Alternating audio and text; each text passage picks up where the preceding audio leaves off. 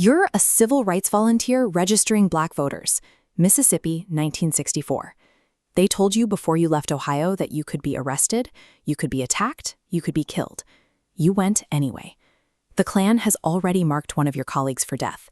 They call him Goatee in their meetings, and the Imperial Wizard approved his killing back in May.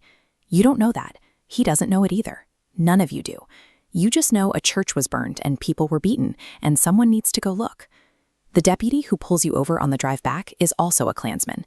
His name is Cecil Price. He holds you in the Philadelphia jail for 7 hours.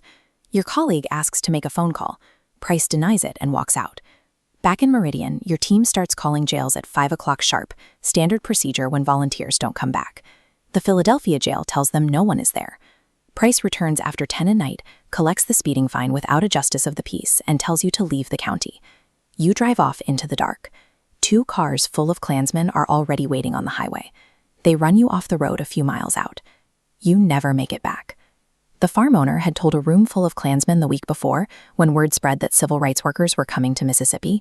"Hell, I've got a dam that'll hold 100 of them." He wasn't joking. For 44 days, the FBI searches. Mississippi's governor says the whole thing is probably a publicity stunt. The sheriff tells reporters it's bad for the state's image.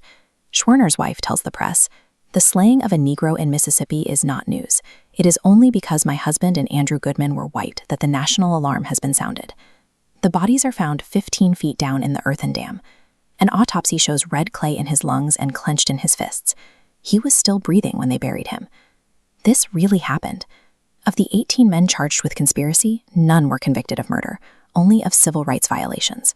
One conspirator, a Baptist minister named Edgar Ray Killen, walked free because a single juror said she could not bring herself to convict a preacher.